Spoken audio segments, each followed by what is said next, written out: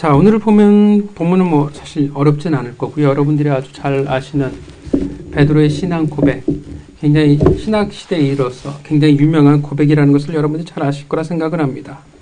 오늘 본문을 보면 이제 다른 복음서를 참조해 볼 때 바리새인과 서기관의 누룩을 조심하라고 말씀하신 후에 벳세다에서 소경을 고치시는 사건 이후의 본문이 바로 오늘 본문입니다. 자, 예수님과 제자들은 더불어 어디에 지방으로 향하셨냐 하면 말씀을 보면 가이사랴 빌립보라는 지방으로 향하셨습니다. 이곳에서 예수님은 제자들에게 묻습니다. 각 복음서를 보면 약간 장면이 다르게 표현되긴 하지만 잘 보면 예수님이 가이사랴 빌립보 주변에 위치한 마을에 도착하신 후에 그곳 고원지대에서 홀로 깊이 기도하신 후에 제자들을 불러 모으십니다. 그리고 묻습니다. 뭐라고 물어요? 사람들이 인자를 누구라 하느냐? 오늘 본문은 마태복음에서 굉장히 중요한 위치를 차지하고 있는 복음입니다. 여러분들 잘 아시다시피 각 복음서는 예수님의 각 한쪽의 각 측면을 강조하는 부분들이 있어요. 예수님의 여러 면 중에서. 그렇죠? 그래서 마태복음 같은 경우는 예수님의 어떤 면을 강조하고 있냐 하면 어떤 면을 강조하냐?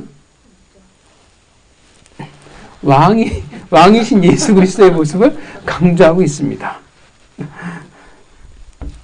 자, 인간의 배움은 끝이 없어.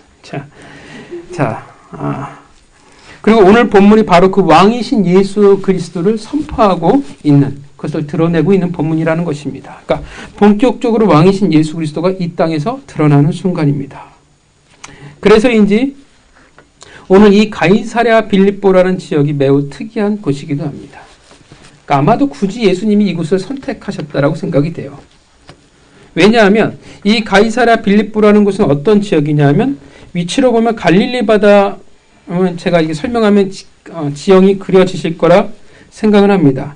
갈릴리 바다 북쪽으로 약 40km 지점에 위치해 있습니다. 그리고 헬몬산 기슭에 약 345m 정도에 위치한 지역이에요. 지도를 그려보면 여러분이 잘 아시죠? 갈릴리 바다 그리면 맨 끝이 큰 산이 하나 있죠. 헬몬산이 여러분이 있다는 걸 기억하실 겁니다. 자, 매우 아름다운 마을이고 요단강의 근원지라고 이야기할 수 있습니다. 이것은 매우 아름다운 풍경을 자랑하며 과거 구약시대에는 어떻게 불렸냐면 행운의 바알이라는 뜻을 가진 바알갓이라고 불렸던 지역입니다. 그러니까 굉장히 역사가 깊은 지역이에요. 언제 성경의 기록이 나오니 여호수아 때 이 기록이 등장하기 시작합니다. 구약시대에는 바알 숭상지였습니다. 바알갓이라는 이름을 통해서라도 볼 때 그들이 바알을 숭배했다라는 것을 알 수 있습니다. 나중에 그리스인들이 그곳에 들어와서는 바알 대신해서 그들의 신인 판을 섬기며 숭배하는 곳이 되었고 그에 따라서 파네아스라고 불리우게 되었습니다. 로마 시대에 와서는 티베리우스 황제 시대에 황제에게 경의를 표하는 곳, 즉 잘 아시지만 황제를 숭배하는 곳이 되었습니다. 그래서 이름의 뜻이 뭐였느냐? 가이사랴로 바뀌었어요. 자, 이 가이사랴가 로마 그거잖아요. 시죠. 자, 그러니까 여러분들이 쭉 구약 시대부터 옛날부터 쭉 이 도시는 어떤 지역이냐면 우상을 섬기는 중심의 역할을 했던 것이라는 것을 우리가 알 수 있습니다. 바알 숭배 지였고, 그리고 현재 지금 로마 시대잖아요. 로마 제국 시대. 이 로마 제국 시대, 즉 그들이 생각하는 세상의 왕, 그들의 황제를 숭배하는 곳이라는 것입니다. 자, 그러니까 굉장히 전통적인 우상이 섬겨지는 곳이에요. 황제를 왕으로 섬기는 곳이죠. 바로 그곳에서 예수님이 제자들에게 뭐라고 물으시냐면 나를, 인자를 누구라 하느냐 묻고 계신다라는 것입니다. 그 질문을 통해서 그 당시 로마 황제를 숭배하는 그곳에서 뭘 묻고 있냐면 진정한 왕이 누구인지에 대해서 제자들에게 묻고 있습니다. 예수께서 물어 이르시되 사람들이 인자를 누구라 하느냐? 제자들이 답합니다. 뭐라고 답합니까? 더러는 심내 요한이요. 더러는 엘리야요. 더러는 예레미야나 선지자 중에 하나로 사람들이 생각을 합니다. 그리고 연이어서 바로 묻습니다. 그런데 너희는 나를 누구라 생각하느냐? 사실 예수님은 이 질문을 하기 위해 앞에 질문을 던지신 거예요. 그러니까 예수님이 진짜 던지고 싶은 질문은 뭐예요? 제자들을 향해서 너희는 나를 누구라 생각하느냐.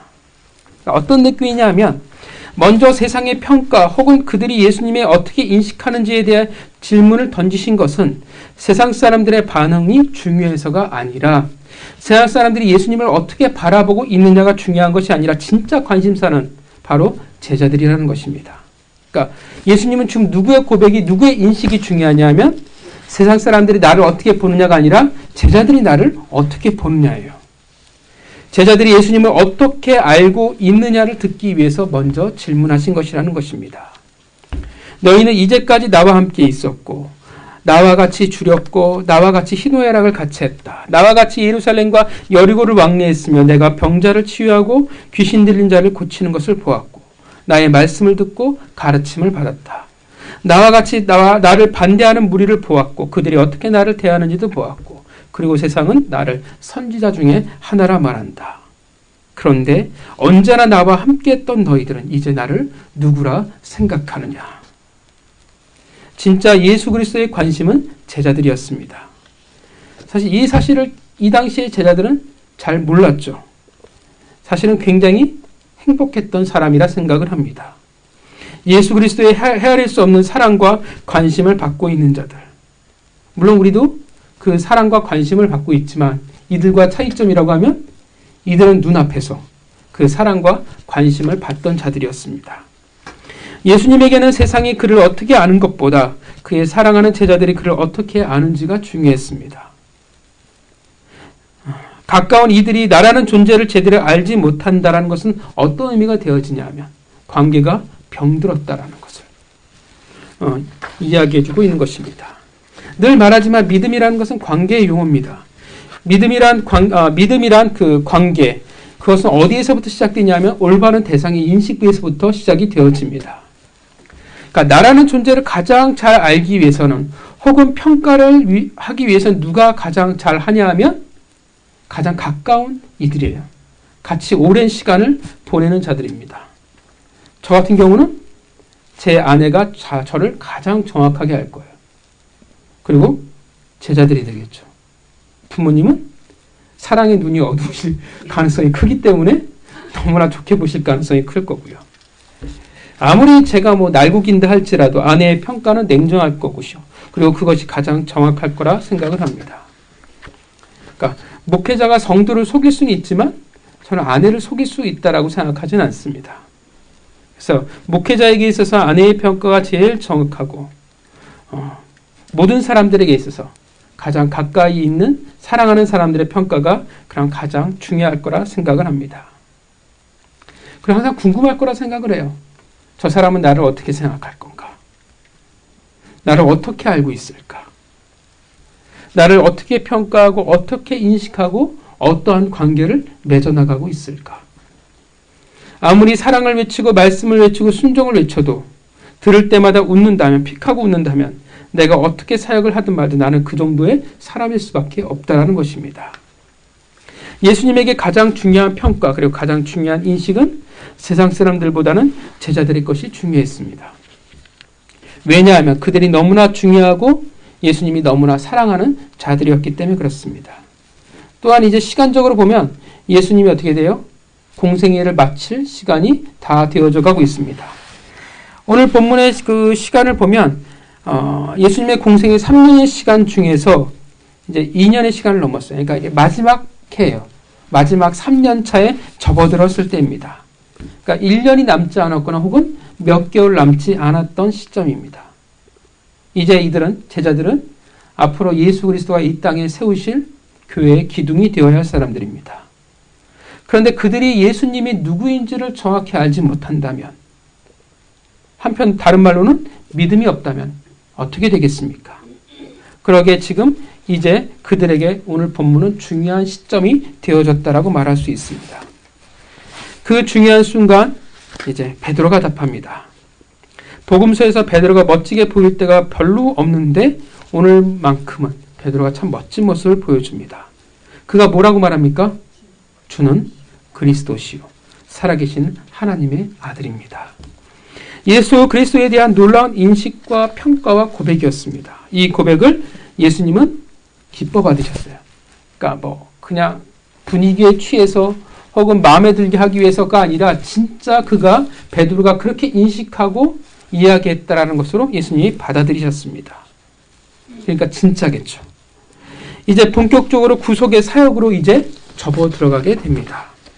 이 신앙 고백으로 말미암아 이제 예수님은 비로소 교회를 말씀하기 시작하시고 이제 처음으로 뭘 제자들에게 말씀하시냐면 십자가의 죽음과 부활에 대해서 말씀을 하십니다. 그러니까 놀라운 구속사의 비밀이 이제 제자들에게 열려지는 거예요. 그래서 오늘 본문이 이 고백이 그만큼 중요하다라고 이야기할 수 있습니다. 자, 그렇다면 왜 베드로의 신앙 고백이라는 게 뭐길래 교회가 세워지고 구속사의 비밀이 열려지게 될까요? 이 고백이 도대체 뭔데 예수님은 이제 십자가 구속사의 다음 단계로 제자들을 데리고 넘어가시게 될까요? 왜 이것을 흡족히 여기고 기쁘게 받으실까요? 자, 먼저 이런 질문을 던져보고 싶습니다. 왜 예수님은 자신에 대해서 물어보실 때 13절에 인자라고 표현하고 계실까요?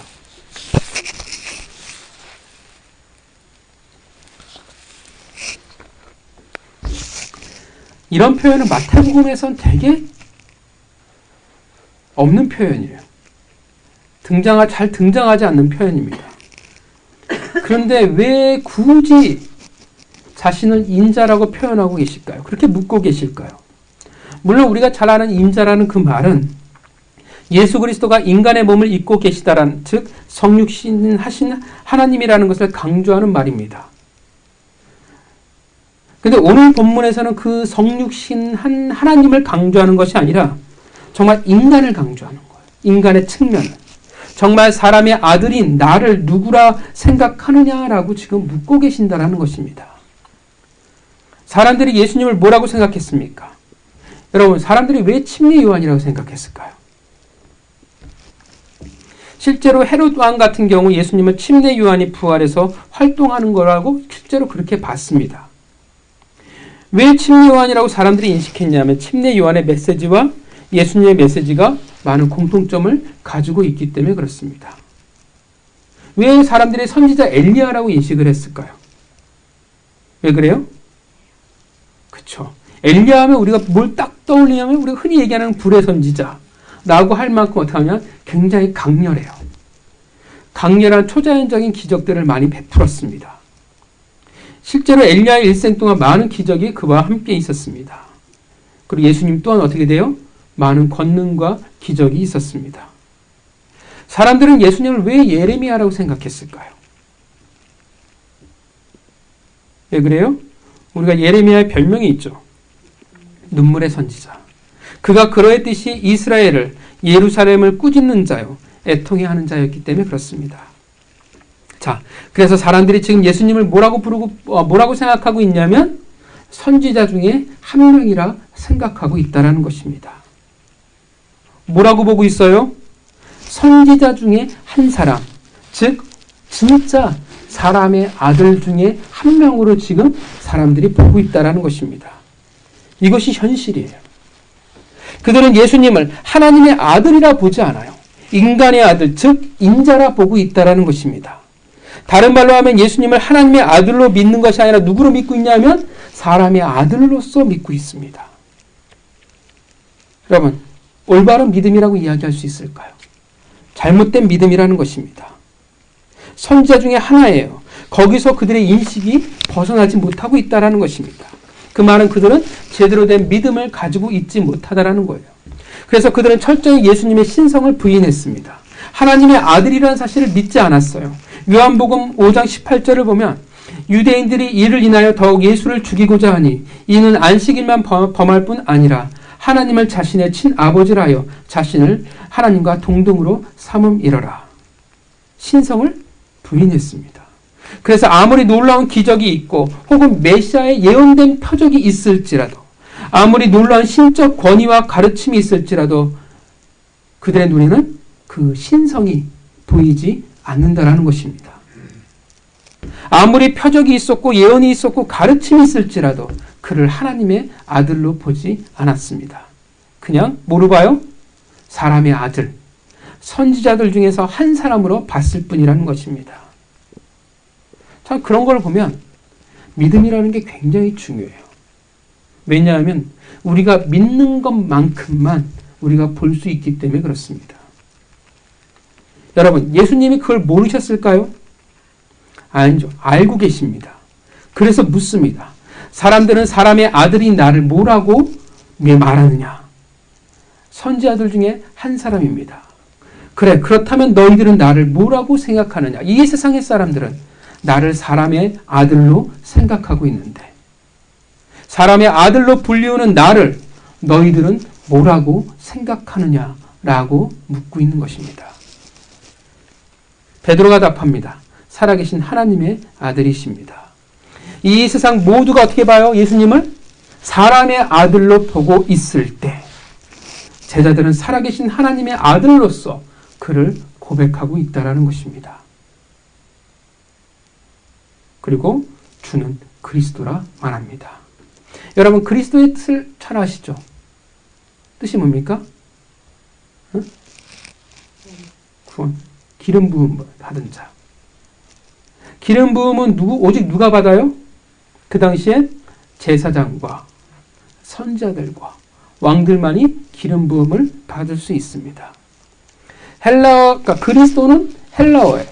이것을 히브리어로 그대로 바꾸면 뭐가 되냐면 메시아가 되어집니다. 그러니까 그리스도나 메시아나 같은 말이에요.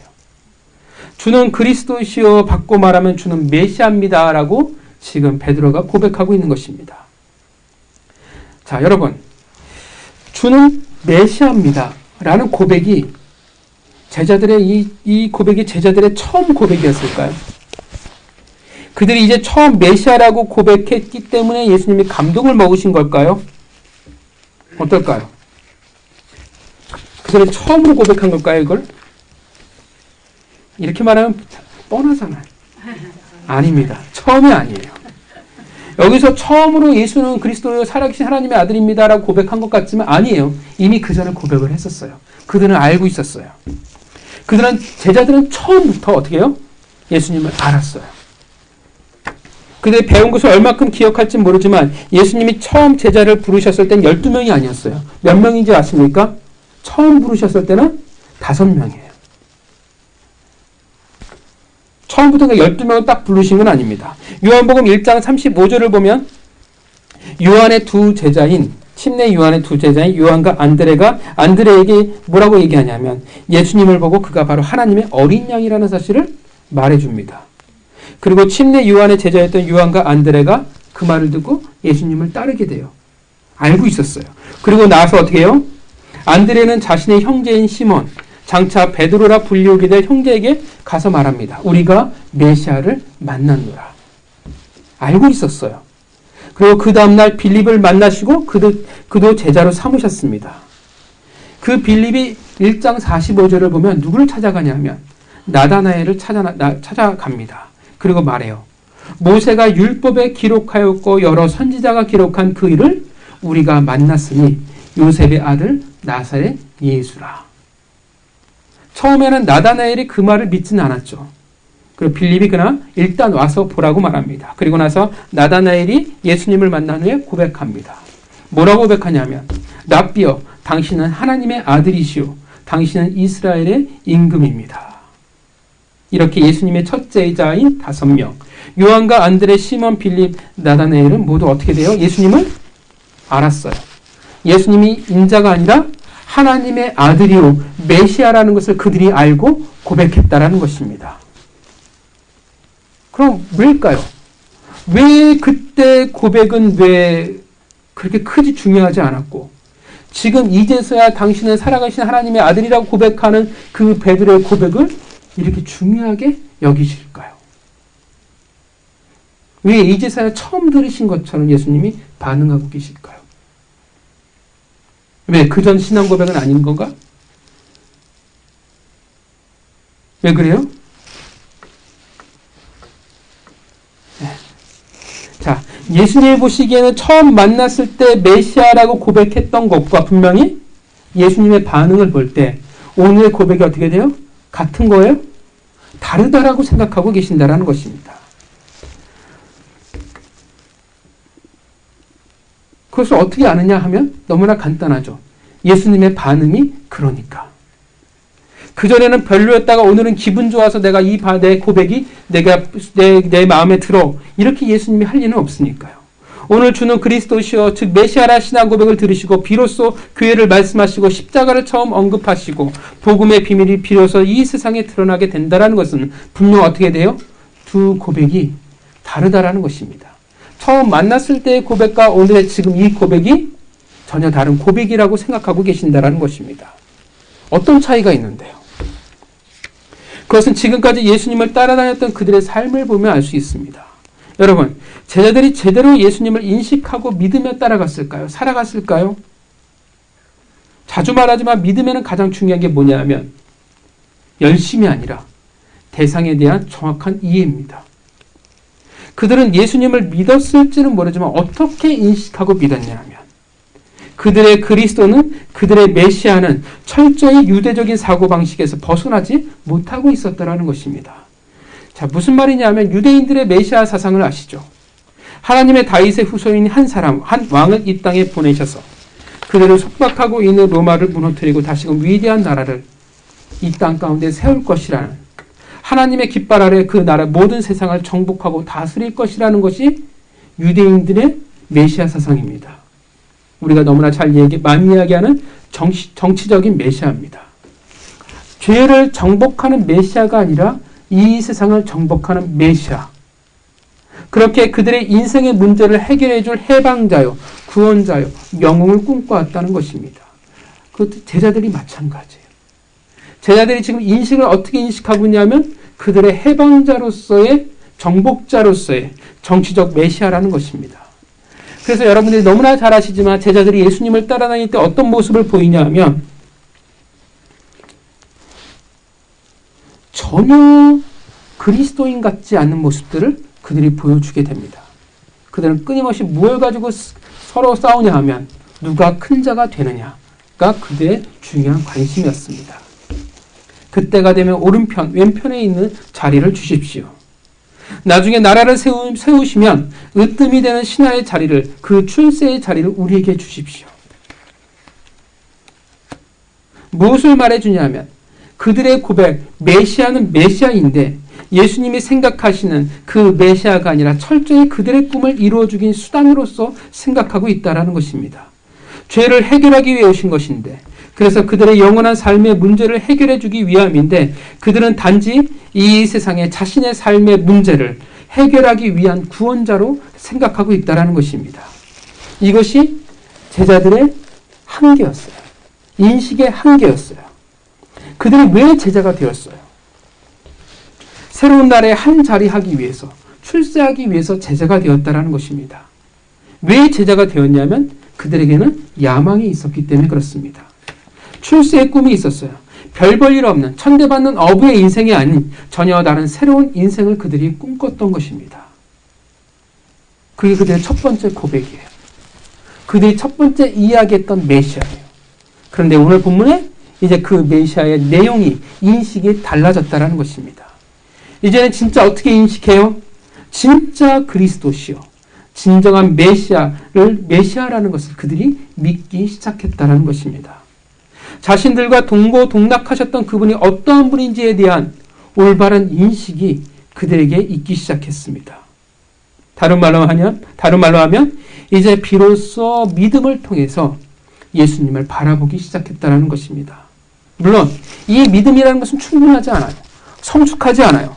왜냐하면 앞으로도 계속 어떻게 돼요? 제자들은 계속 넘어지고, 사실 이 본문 뒤에도 바로 예수님한테 혼나니까요. 바보짓을 하니까요. 그런데 어떻게 돼요? 믿음이 충분하진 않지만 믿음이 적으나마 올바른 인식이라는 것들이 그들의 가운데 생기기 시작했다는 것입니다. 그래서 첫 번째 고백과 다른 거예요. 이제 예수 그리스도께서 기대하신 신앙의 고백을 그들이 비로소 시작할 수 있게 되었다는 것입니다.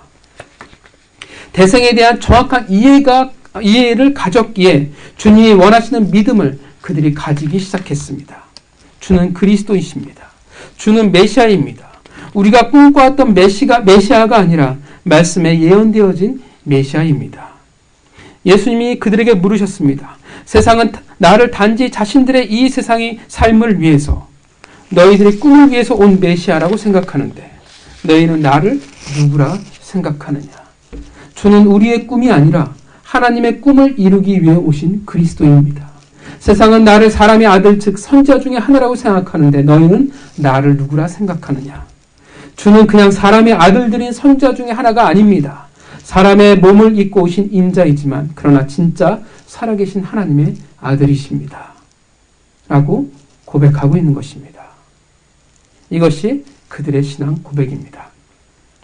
그리고 이 신앙 고백의 내용이 뭐냐 하면 바로 복음의 핵심이 되어집니다. 복음은 우리의 신앙의 핵심이 되는 고백입니다. 요한복음 20장 31절에 오직 이것을 기록함은 너희로 예수께서 하나님의 아들 그리스도이심을 믿게 하려 함이요.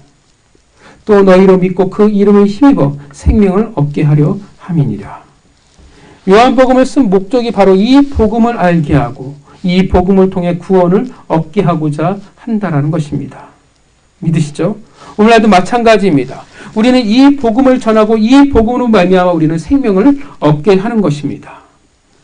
우리가 배운 구원, 그 핵심은 바로 오늘 본문의 고백이라는 것입니다. 분명 제자들이 달라졌습니다. 또 넘어지고 별 볼 일 없지만 그전과는 다른 예수 그리스도에 대한 인식과 믿음이 비로소 그들에게 생겨나기 시작했습니다. 이제야 제자들은 예수님에 대한 정확한 인식을 가지게 되었습니다.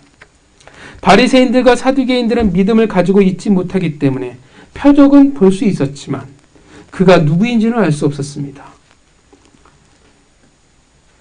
그렇게 믿음이 없게 그는 예수를 단지 사람의 아들, 선자들 중에 하나일 뿐이라 생각을 했습니다. 제 아들은 이제 하나님의 그 믿음을 가지게 되었습니다. 믿음을 통해 그를 바라보기 시작합니다. 여러분, 믿음은 어디에서부터 시작되어져요? 대상에 대한 인식에서부터 시작이 되어집니다. 안다라는 것부터 관계라는 것을 통해서 우리는 믿음이라는 것들이 시작이 되어진다는 거예요. 자꾸 믿음을 착각해서 돌을 닦는 것처럼 자꾸 생각하는데 믿음은 그런 게 아니에요. 되게 쉬운 거예요. 관계예요. 관계는 내가 그 사람을 명확히 알아야 올바른 관계를 맺어나갈 수 있는 겁니다. 내가 그 사람을 모르는데 어떻게 관계라는 용어가 성립될 수가 있겠습니까? 올바른 인식이 비로소 이루어져야 하는 것입니다. 그 말은 이제 제대로 된 믿음이라는 것이 그들 가운데 자리 잡았다라는 것을 말해주고 있고 믿음이 있으니까 그들이 신앙 고백을 하고 있다라는 것을 우리에게 반증하고 있는 것입니다. 그래서 이제 예수님이 제자들에게 말할 수 있는 거예요. 그들이 이제 비로소 예수님이 원하시는 고백, 그 믿음이 있으니까 이제는 교회를 세울 수 있다라는 것입니다. 그 신앙 고백을 통한 믿음이 없는데 어찌 하나님의 공동체를, 나라를 세워나갈 수 있겠습니까? 18절에 뭐라고 이야기하냐면 내가 이 반석 위에 내 교회를 세우리니 음부의 권세가 이기지 못하리라. 천주교는 이 말씀을 가지고 착각을 하죠. 베드로라는 그 반석을 통해 교회를 세워나갈 거라고 그들이 착각을 합니다. 그래서 초대 교황으로 베드로를 그들이 손꼽습니다. 그러나 이 구절은 사람이 아니라 예수님만이 반석이 될 수 있다라고 분명 성경이 말하고 있어요. 이 말은 그 베드로의 고백 위에 교회를 세우겠다라고 말씀하고 있는 것입니다. 올바른 고백, 올바른 믿음을 통해서 교회를 세우신다라 말씀하시는 것입니다.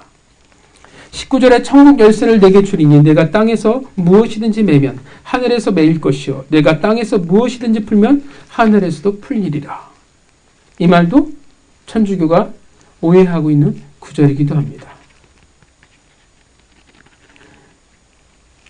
이 말씀은 교회는 축복의 통로의 역할을 제대로 감당할 수 있다는 그 권세를 위임받았다라고 이야기하는 거예요. 왜냐하면 복음이 우리를 통해 흘러가기 때문에 그렇습니다. 하나님이 왜 우리를 부르셨습니까? 왜 아브라함을 부르셨어요? 부르실 때 뭐라고 이야기해요? 창세기 12장을 보면 내가 너로 큰 민족을 이루고 내게 복을 주어 내 이름을 창대케 하리니 너는 복이 될지라. 너를 축복하는 자에게는 내게 복을 내리고 너를 저주하는 자에게는 내가 저주하리니 땅의 모든 족속이 너로 말미암아 복을 얻을 것이니라 하시니라. 이 말과 똑같은 거예요. 내가 땅에서 무엇이든지 매면 하늘에서도 매일 것이요 내가 땅에서도 무엇이든지 풀면 하늘에서도 풀리리라. 이 말이 너는 복이 될지라 너를 축복하는 자에게는 내가 복을 내리고 너를 저주하는 자에게는 내가 저주하리니 라는 말과 같은 의미, 같은 맥락이라는 것입니다. 이 복이 아브라함으로 시작되는 민족 공동체에서 이제 어떻게 바뀌냐면 예수 그리스도를 믿는 교회 공동체로 그 권세를 위임받게 됩니다. 이제는 이스라엘이 아닌 교회가 그 역할과 사명과 책임을 가진다라는 거예요. 왜냐하면 통로가 되었기 때문에 그렇습니다. 축복의 통로가 되었으니까 하늘에서도 매일 것이고 하늘에서도 풀리는 거예요. 특별한 능력을 말하는 것이 아니라 그러한 존재가 되었다라는 것을 말하고 있는 것입니다. 왜냐하면 통로가 어떻게 돼요? 통로의 특징이잖아요. 통로가 열려 있으면 흘러가는 거고 통로가 막혀 있으면 흘러가지 않기 때문에 그렇습니다. 그러니까 통로가 특별한 능력을 가지고 있어서가 아니라 그런 존재와 그런 역할을 가지고 있는다라는 것입니다. 이제 교회가 그 위대한 하나님의 복음, 생명을 이 땅에 흘려보내는 중요한 통로가 되었습니다. 구원의 진리가 그 복음이 생명이 우리에게 있는 것입니다. 그 권세를 위임받는 것입니다. 그래서 21절 이후에 이제는 십자가의 죽음과 부활을 제자들에게 이야기하실 수 있는 것입니다.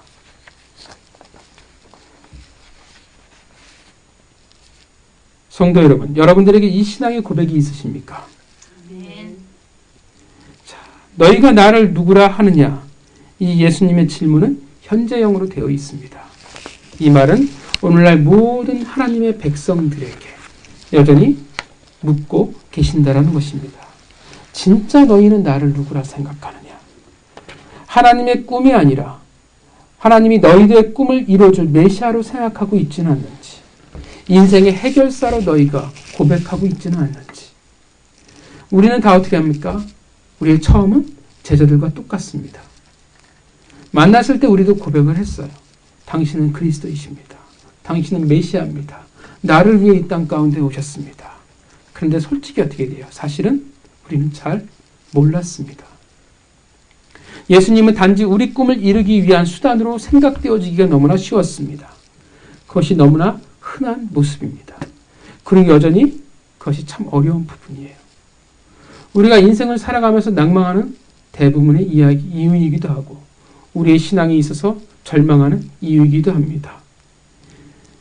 내 인생이 해결되어지지 않았기에 낭망하지 하나님의 꿈을 가지고 우리가 낭망하는 일은 별로 드물다라는 것입니다. 그래서 수많은 이들이 교회를 다니면서 표적을 구합니다. 봐야 믿는다고 이야기를 하고요. 뭔가 해줘야 내가 믿을 수 있다라고 이야기를 합니다. 내가 원하는 것을 주어야만 내게 은혜가 있다라고 말합니다. 그래야 신앙이 좋아질 것 같다라고 우리는 바리새인들과 사두개인들처럼 말합니다. 하나님을 믿는 것, 예수 그리스도의 그 복음으로 말미암아 새로운 인생을 살아가는 것에 대해서는 사실 큰 관심을 가지지 않습니다. 새로운 인생에 대한 관심은 없고 여전히 지나가버린 인생인데 그 인생을 부여잡고 살아가려 한다는 것입니다. 여전히 세상이 좋습니다. 살아계신 하나님의 아들인데 살아계신다는 것을 믿는다면 바로 오늘 우리와 함께 하신다는 것이 너무나 당연한데 우리는 그것을 인지하며 살아가려고 하지 않습니다. 우리는 그것을 믿으며 살아가려고 하지 않아요. 살아계셔서 나와 함께 있는데 어찌 우리가 죄 가운데 태연히 있을 수 있겠습니까? 어찌 우리가 죄를 아무렇지 않게 죄를 저지르며 살아갈 수 있겠습니까? 오늘날 예수님이 이 땅 가운데 다시 오신다면 우리 교회를 어떤 모습으로 바라보실까요? 얼마 전에도 엄청 큰 교회, 명성교회가 세습의 문제로 떠들썩했던 것을 우리가 잘 보게 됩니다. 참 부끄러운 모습이죠. 교회가 거대한 기업으로 바뀌어가는 것을 보게 됩니다.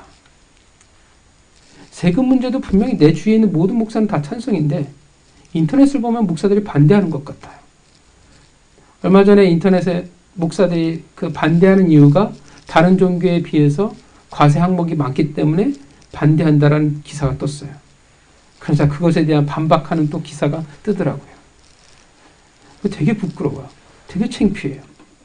이미 성직자라는 모습을 이 세상 가운데 인정받지 못하기 때문에 이 모든 일들이 벌어지고 있는 것인데 왜 그렇게 반대하고 있는지 잘 모르겠습니다. 물론 목회자만이 아니라 성도들도 마찬가지예요. 성도들이 하나님의 종으로 살아가는 것이 아니라 돈의 노예로 살아가는 현실을 보게 됩니다. 예수라는 신을 믿으니까, 교회를 다니면 복을 받는다고 하니까, 왠지 이 세상을 내 힘만으로 살아가는 것이 불안하니까 신이라는 이름의 보험을 들고 싶어하는 것 같아 보인다는 것입니다. 새로운 인생을 살아가는 것에 대한 기쁨, 놀라운 권세를 위임받았으며 나를 통해 하나님의 꿈꾸시는 교회를 세워나간다는 것의 그 사실에 대한 그 어떠한 긍지와 어떠한 자랑도 찾아보기가 어려워지고 있다는 것입니다. 뭐가 중요하냐면 이 세상에서 내가 어떻게 살아갈 수 있느냐만이 중요하다는 것입니다. 그러니까 자꾸 어떻게 되어지냐 하면 갈라디아서 6장 14절 그러나 내게는 우리 주 예수 그리스도의 십자가 외에 결코 자랑할 것이 없으니 그리스도로 말미암아 세상이 나를 대하여 십자가에 못 박고 내가 또한 세상에 대하여 그러하니라. 십자가가 자랑이라고 하는데 나와는 상관이 없다라는 것입니다. 내 자랑은 이 세상에서의 삶이 내 자랑일 뿐입니다. 물론 우리도 그랬고요. 혹 그러고 있을지도 모르겠습니다. 그것이 우리의 신앙이었고 우리의 고백이었습니다. 그래서 예수님께서 다시 우리에게 묻고 있는 것입니다. 너희는 나를 누구라 하느냐? 이 세상의 꿈을 이뤄줄 자로 아직도 생각하고 있느냐? 살아있는 하나님의 아들인 줄 너희가 진짜 믿고 있느냐? 그런데 아직도 세상의 자랑 속에 혹은 세상의 그 깊고 깊은 죄 가운데 있기를 즐겨하고 있는 것이 아니냐? 진짜 살아계시다면 어찌 함부로 죄를 짓는 것이 아무렇지 않을 수 있겠느냐 묻고 있는 것입니다. 너희는 나를 누구라 하느냐? 이에 대한 진정한 여러분의 믿음과 고백이 있기를 바랍니다. 물론 쉽지는 않습니다. 왜냐하면 대부분 한숨 나오는 삶을 살아가고 있기 때문에 그렇습니다. 절박한 것도 너무나 많고 어렵기도 합니다. 그래도 또 넘어질지 모르고 또 실수하겠지만 진정 그 복음을 믿는 이로써 고백하기를 원합니다. 주는 그리스도이시오 살아계신 하나님의 아들이십니다. 어떻게 이런 고백을 할 수 있을까요? 우리는 다 진짜 예수님의 제자들 같은데 어떻게 이런 고백이 가능해요? 그냥 가능하겠습니까? 아니죠. 이 신앙 고백을 하기 전에 제자들이 어떠한 삶을 살아갔을까요? 어떻게 살아갔어요? 예수 그리스도의 그늘 가운데 그들이 살아갔습니다. 실력이 있든 없든 그들은 예수의 품 안에 있던 자들이었습니다. 그의 가르침 가운데 있었고 그와 동행했습니다. 그와 희노애락을 같이 했으며 살아갔고 때로는 칭찬을 들었고 때로는 혼이 났어요. 그렇게 그들이 어떻게 돼요? 바뀐 거예요. 그렇게 형편없었던 신앙과 고백을 가진 자에서 예수 그리스도의 품 안에 그 그늘 아래 머물러 살아갔더니 비로소 이러한 고백이 가능했다는 것입니다. 우리는 정말 처음에 똑같아요. 제자들의 고백과 같을 수밖에 없습니다. 주는 그리스도시여 살아계신 하나님의 아들이라 고백할지 모르겠지만 진짜 알고 하는지도 잘 모르겠고 그 믿음의 내용조차도 우리는 잘 모를 때가 너무나 많았습니다. 그래도 그렇게 시작되어집니다. 그리고 이제 뭐가 필요하냐 하면 예수 그리스도의 그늘 가운데 살아가는 싸움들이 그 시간과 여정이 필요하다는 것입니다. 그렇게 그를 알아가는 것이며 그 그늘 아래 있을 때 진정 그가 누구인지를 깨닫게 되어지는 것입니다.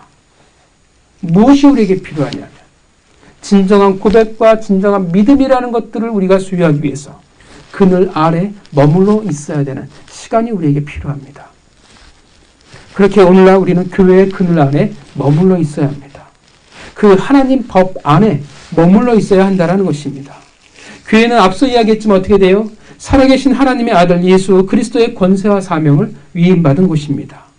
동의하십니까? 오늘날 아브라함을 부르신 목적이 살아있는 곳이에요. 그래서 이곳에 머물며 이곳에 있어야 되고 이곳에서 알아가야 한다는 것입니다. 말씀을 통해 살아계신 하나님의 아들 예수 그리스도를 나의 주인이신 그리스도, 나의 메시아, 나의 꿈이 아니라 하나님의 꿈을 위해서 오신 그 메시아를 알아가고 만나야 한다라는 것입니다. 이 그늘 아래에서 우리는 우리의 자존심을 꺾어 나가야 되고 우리의 야망을 내려놓아야 한다라는 것입니다. 예수 그리스도를 머리로 한 그 몸, 그 공동체 안에서 같이 희노애락을 나눠야 되는 그 시간이 우리에게 분명 필요하다는 것입니다. 그러면 어떻게 되어져요? 본문의 제자들처럼 자라나게 될 것입니다. 그전과 다른 신앙의 고백을 우리는 하게 될 것이고 그전과 다른 믿음을 소유하게 될 것입니다. 진정으로 고백할 날이 우리는 있게 될 것입니다. 주는 그리스도시요 살아계신 하나님의 아들이십니다. 그 신앙의 고백을 통해 하나님의 또 다른 놀라운 축복의 통로를 우리가 축복의 통로가 되게 될 것입니다. 또한 그러한 하나님의 사람들을 통하여 하나님은 당신의 교회를 이 땅 가운데 세워 나가실 것입니다. 그리고 하나님의 그 영역이 여러분의 신앙의 고백을 통해 이 땅을 바꿔놓게 될 것입니다. 믿으십니까? 예수님께서 물으십니다. 여러분 각자에게. 세상은 나를 이렇게 말하는데 너희는 진짜 나를 누구라 생각하느냐? 사랑하는 성도 여러분, 고백하시길 바랍니다. 주는 그리스도시요 살아계신 하나님의 아들이십니다. 그렇기에 당신의 교회의 그늘 아래 살아가며 그렇기에 오직 당신만이 저의 자랑입니다. 겸손하게 주님의 음성에 그렇게 답하시는 성도요. 이 세상에 당당하게 선포하고 고백할 수 있는 축복의 통로가 되시기를. 그리고 여러분의 그 신앙 고백을 통해 날로 세워져가는 교회가 되어지기를 주님의 이름으로 축복합니다. 같이 기도하겠습니다.